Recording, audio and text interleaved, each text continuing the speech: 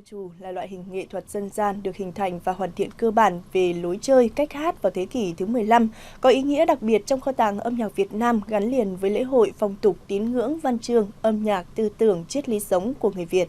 Tuy nhiên, tên gọi cổ xưa nhất của loại hình nghệ thuật này lại là hát ả đào. Đây là một tên gọi đặc biệt khi mà lấy chính người biểu diễn làm tên gọi và là tên duy nhất trong các loại hình nghệ thuật ở Việt Nam thể hiện giới tính của người hát, giới tính nữ. Ca trù không phải là văn hóa bình dân mà ca từ của nó rất bác học, là một sự phối hợp nhuần nhuyễn, đỉnh cao giữa thơ ca và âm nhạc. Trải qua quá trình phát triển lâu dài, ca trù đã ngày càng xâm nhập vào hầu hết các mặt của đời sống quá khứ và khẳng định tư cách độc lập và độc đáo của nó trong bức tranh chung của văn hóa dân tộc. Cùng khám phá loại hình nghệ thuật dân gian độc đáo này. Đèn theo đôi ngọn em biết trông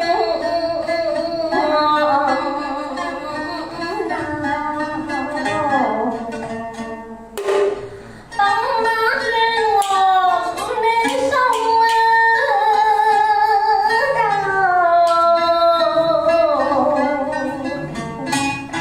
muốn ăn chim chiên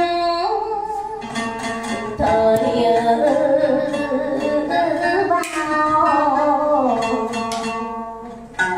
rừng xanh.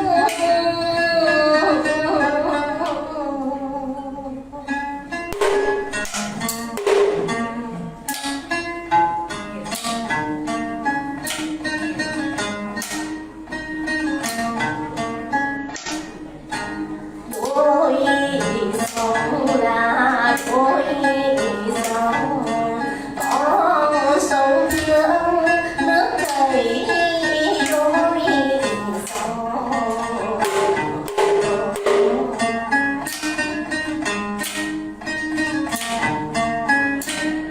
Nước chảy ai ơi đôi sông, em theo là theo đôi ngọn ấy mấy em trông ngọt nào.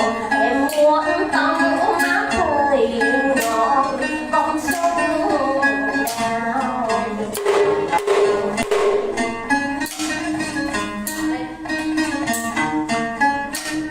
Tắm mát đi lên ngọn cái con sông nào. Muốn ăn là ăn chim chiếc ấy mấy thời vào. Thời vào xanh giữa rừng xanh, đôi tay em là hai em biết cả đôi tầng.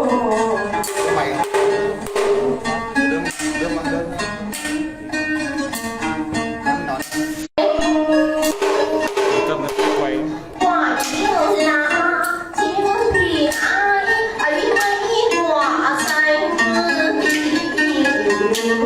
Ta vốn năm này là năm này ăn ở nông trường.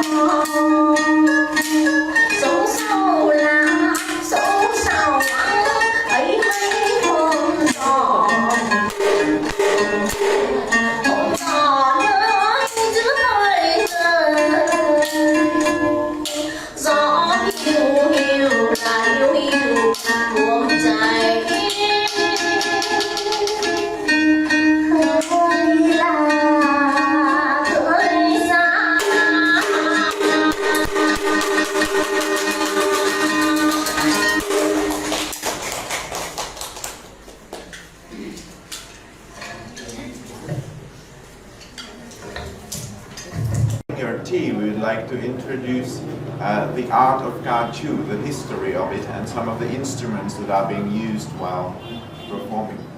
Ca trù xuất hiện vào thế kỷ 11, phát triển rực rỡ vào thế kỷ 15, nhưng cuối thế kỷ 19, đầu thế kỷ 20, do những biến cố thăng trầm của lịch sử, ca trù đã bị chìm vào quên lãng. The art of ca chu originated in the 11th century, but it didn't reach its full development until the 15th century. Then at the end of the 19th century, it nearly vanished because of the turbulent historical period of that time. Nhưng 10 năm trở lại đây, nhà nước đã quan tâm tới ca trù và đã làm hồ sơ đệ trình UNESCO. Tháng 10 năm 2009, ca trù đã được UNESCO công nhận là di sản văn hóa phi vật thể, cần được bảo vệ khẩn cấp. So fortunately, about 10 years ago, the Vietnamese government started to take interest in the art of ca chu again and asked the UNESCO for help. And then in 2009, UNESCO recognized the art of ca chu as the intangible cultural heritage of Vietnam and started protecting the art. Và đó là lý do vì sao mà chúng tôi có mặt trong cánh hát này. And that is the reason why you can see the group performing here today. Chúng tôi là những người vô cùng may mắn khi có được hai bậc nghệ nhân lão thành trong làng ca trù. Đó là cụ Nguyễn Thị Trúc, năm nay 83 tuổi, là người hát và chơi cỗ phách, cụ sống cách đây 15 cây số. So the group considers itself very lucky that they could study the art of ca chu from two masters of folk art living in the countryside. The first was Mrs. Nguyen Thị Trúc, and she lives about 15 kilometers from Hanoi. She's 83 years old, and she's a singer, and she plays the percussion instrument you can see on the stage. Và cụ Nguyễn Phú Đệ, năm nay 88 tuổi, là người chơi cây đàn đáy và cụ sống cách đây hơn 80 cây số. And the other is Mr. Nguyen Phu De, and he's 88 years old, and he plays the instrument đàn đáy, the lute-like instrument there. And he lives about 80 kilometers from home. Mặc dù ở tuổi đã rất cao, nhưng các cụ vẫn luôn luôn nỗ lực để truyền lại ca trù, truyền lại nghề cho những thế hệ trẻ. Mong rằng thế hệ trẻ này sẽ gìn giữ môn nghệ thuật ca trù. And despite the fact that they are very old already, they still try their best to teach the art of ca chu to the young generations of our times, because they believe that by doing so they can help to preserve the art for the future. Và nhạc khí đầu tiên chúng tôi xin được giới thiệu là cỗ phách. And so the first instrument we'd like to introduce is called cỗ phách. Cỗ phách được làm bằng gỗ, đôi khi làm bằng tre và cho người ca nương sử dụng. And so the instrument is usually made of hard wood and sometimes out of bamboo. It depends on the type of art that it's used for. Cỗ phách gồm một bàn phách và 3 lá phách. It has the one part is called a table, bàn phách, and it has 3 sticks called lá phách. Điều đặc biệt đó là trong cỗ phách, trong ca trù có 3 lá phách, và thông thường với bộ gõ khác chỉ có 2 lá, và 2 lá nhỏ sẽ được chập lại làm một. Khi gõ chúng tôi gọi là phách con, và chiếc phách còn lại gọi là phách cái. So this type of ca chu has 3 sticks, and some other types of music that employ that instrument only use 2 sticks. And 2 are smaller. They are put together to make one, and then the set of sticks is called the child, or the children actually, con phách. And then the remaining one is called the mother. Phách con và phách cái sẽ tạo được những âm thanh vô cùng khác nhau. And because of the different sizes of the sticks, the sound is also different.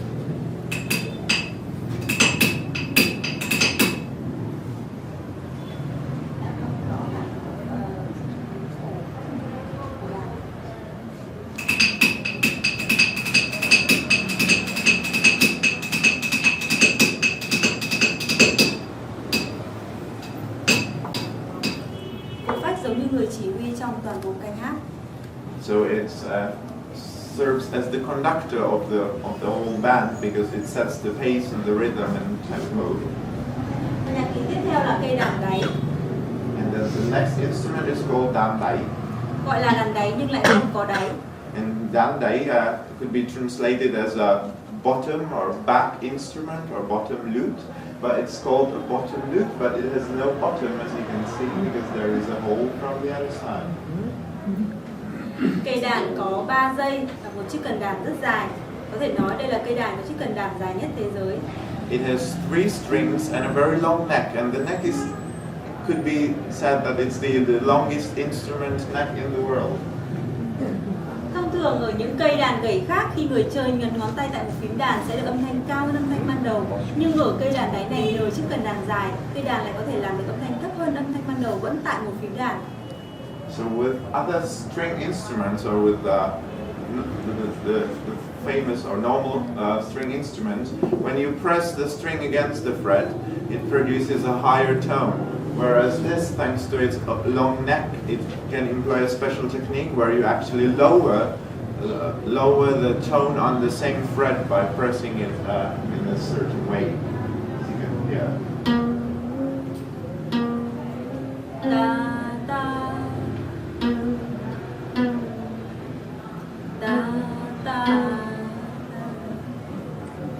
Trong suốt quá trình biểu diễn, người chơi đàn luôn luôn ngẫu hứng để phân họa cho tiếng hát và tiếng phát của người đàn nương. So the player of this instrument also follows the lead of the singer and the fagot player, because it just follows the lead of them. Và nhạc khí cuối cùng đó là trống trầu. And the last instrument is called the chow drum. Điều đặc biệt, trống trầu do khán giả sử dụng. Vì vậy mà tất cả những quý vị khán giả ở đây đều có thể trở thành người cầm trầu. And originally the drum was used by somebody who was a member of the audience, not really a member of the band. So basically any of you could become a drummer today with us here. Xưa kia những người chơi trống là những người giàu có và am hiểu về thơ ca. Họ thường mời những ca kép đàn về tại nhà của mình để biểu diễn, cũng như là mời bạn bè tới thưởng thức giống như buổi hôm nay. So the person, the drummer, they used to be very wealthy, and they also understood poetry. They would invite the band to their home, and also invite the friends, the way you're here today, to their home to listen to the band and have fun and enjoy themselves. Họ có thể làm thơ và gửi lên cho cô đào hát ngay mà không cần luyện tập. And also they would sometimes compose or write a poem, and then ask the band to perform the poem without any preparation. Mở đầu mỗi làn điệu luôn luôn là 3 tiếng tom tom tom. Đó có nghĩa là xin mời các ca nương kép đàn hãy bắt đầu canh hát của mình. So at the beginning of each performance, the drummer would strike the drum 3 times, and that would mean that he wanted to summon the band on stage, just invite the band on stage. Khi người chơi trống đánh vào tang trống 2 tiếng chát chát, đó có nghĩa là đang khen các ca nương kép đàn chơi rất là tốt. And then at the end of the performance, or even after each song, the drummer would strike the drum twice really fast, and that would be taken as a sign of praise for the band, that they performed very well. Sau tiếng chát đó sẽ có một người cầm chiếc thẻ tre và thả vào chậu đồng. So after the performance, somebody from the audience would come to that cup here, take one of the bamboo cards and throw it into a metal container. Tiếng len keng của chiếc thẻ tre rơi vào chậu đồng sẽ khiến cho ca nương kép đàn rất là vui, vì họ biết rằng họ đang được khen và đang được thưởng. Bởi vì cuối mỗi canh hát thì họ sẽ đổ những chiếc thẻ tre này ra tiền, và trên mỗi chiếc thẻ tre sẽ ghi mệnh giá số tiền mà ca nương kép đàn được nhận. And the sound of the bamboo card hitting the container would make the band really happy, because they would also take it as a sign of praise, that they would know that the audience liked it. And the most important reason was, as you can see, there are Chinese characters that actually symbolize how much money they could exchange, the band could exchange the bamboo cards for. Và đó là lý do để cho ca trù phát triển trong quá khứ. Và tên gọi ca trù cũng được xuất phát từ đây.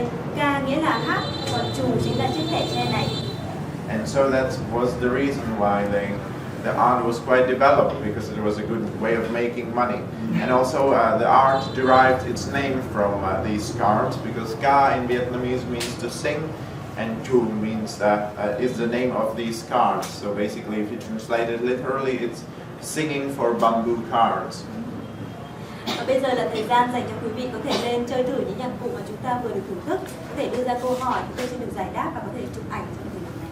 So now is the time for you to to try some of the instruments here if you like, and take pictures, ask questions. So just don't be shy, and then come here and try for yourself. And just to remind you, this is not the end of the performance. There is another half coming, so don't leave. Okay, thank you very much.